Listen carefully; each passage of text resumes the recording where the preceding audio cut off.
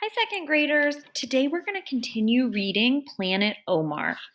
Remember, the last time we read, we had seen that Omar had accidentally spit on his little brother Essa, who had woken up crying. So, chapter 2.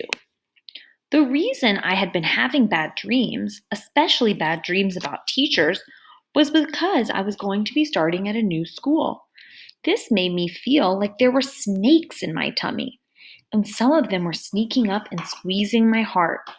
I don't like things to change. It would be so much more convenient and better for everybody if things always just stayed the same. Take my pajamas, for example. They are utterly comfortable pajamas, which have somehow molded their shape to my body. They are utterly comfortable pajamas, which have somehow molded their shape to my body and become my second skin. A weird second skin that I can take off and put on like some kind of cool human lizard. My mom tried to throw them away and make me wear crispy pajamas that don't even have dinosaurs on them. This is change. It's super annoying. One big, fat, huge change had already happened to me. We had to move, which is the reason I had to start at a new school. All this happened because Mom got her dream job. When she told me, I couldn't help but wondering exactly what she meant by dream job. Did it mean that adults have super boring dreams all about jobs? If that was true, I wasn't looking forward to being an adult because at the moment I dream about fun stuff like being on a roller coaster that turns into a flying pig. Sometimes they're even better than the movies. Well, apart from the scary ones that make me feel really lucky when I wake up and realize they're not real. So, anyway, the job that Mom must have dreamed about all the time was too far from where we lived before, so we had to move.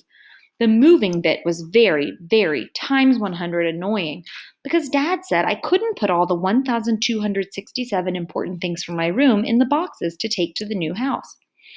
He didn't actually count my things, but he likes to say exact numbers when he is talking so he can sound smart. He said I had to choose the one I love most and give the rest to charity. Why didn't he understand that I love them all? So, what are you learning about Omar? What kind of person is he? Pause the video and whisper into your hand or just think, what do you know about Omar? But then he said he would be very proud of me if I could choose, because I would have done better than Mom, who had already packed lots of what Dad called, quote, boxes of hoarded goods.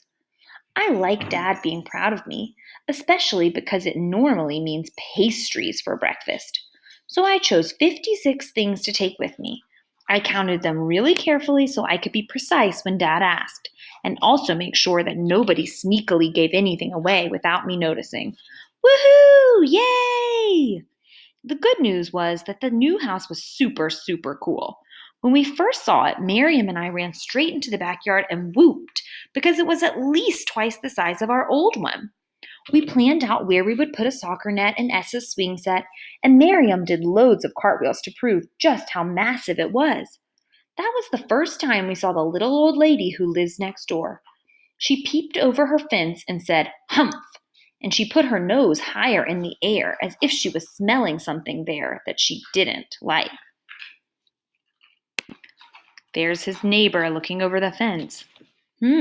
What are you thinking? What are you wondering? Chapter 3. School was going to start on Monday. Only 2 more sleeps before I had to walk into a brand new classroom with everyone watching and a teacher who might or might not be an alien zombie. Saturday is always mosque day. My mom had decided that for the first few weeks after moving, we would visit a different mosque every Saturday and pray there. A mosque is a Muslim house of worship, like a synagogue is a Jewish house of worship and a church is a Christian house of worship. And this word, dur, is a word that we saw earlier in the book. Let's look back and see if we can figure out what that means. Remember on this page, dur means the noon prayer. My mom had decided that for the first few weeks after moving, we would visit a different mosque every Saturday and pray dur there. Noon prayer. to see what our new neighborhood was like. Dad normally works on Saturdays, so it was just me, Miriam, Essa, and Mom. My mom is a very smart scientist and works out all sorts of different ways of fighting cancer for the cancer research people. But sometimes Essa's cuteness makes her lose her smartness. It's like he has big, innocent smartness melting eyes. They don't work on me. So when Essa wanted to buy a whistle from the gas station on the way to the mosque, I knew it wasn't a good idea. But Mom went right ahead and bought it for him, saying, "Because you've been such a good boy this morning," and giving him a gooey kiss on top of his head. What do you think is going to happen if you give a whistle to a little baby right before you go to a house of worship? Like right before you go into a church or a mosque or a synagogue? Can you make a prediction? I knew it was gooey because she actually still kisses me like that, even though I've forbidden her to do it in front of my friends. In the mosque, everyone prays together with the imam leading. It's supposed to be super quiet. Just after the prayer began, Essa decided to move from his place. I was praying in between Mom and Miriam. Neither of them moved. I wasn't sure if they'd even noticed that he'd gotten up.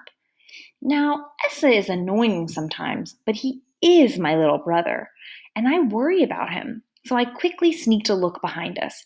He was sitting at the back with a big, cheeky grin on his face. I turned back around and kept on praying. Then we went into ruku. That's when your hands are on your knees. Silence from Essa. Then we went into sujud. That's when your nose and forehead are on the ground. Ruku, sujud. And then, tweet! The loud noise of a whistle broke through the silence, followed by Essa's voice. 1, 2, 3, 4, 5. Then again. Twee! And then the counting. It wouldn't stop. I couldn't help myself. How could I? I burst out laughing. Right in the middle of my prayer. I put my hand over my mouth. I bit my tongue and I even pinched myself really hard, but I couldn't help it. I didn't have to wonder if Mom had heard. People on all floors of the mosque must have heard. When the prayer finished, Mom and Miriam were a bright shade of pink. It looked as if their skin had suddenly decided to compete with Miriam's socks for pinkness. How do you think Mom and Miriam were feeling? And they were looking everywhere except up at people's faces like they usually do when they greet people after prayers. Mom was motioning angrily to Essa to come to her. Luckily, a few people came and patted Essa's head, which made Mom's skin return to its normal color. As we were leaving, an old lady with a walking stick and brown abaya waddled over and said, "Good counting, young man." And that's the end of chapter 3.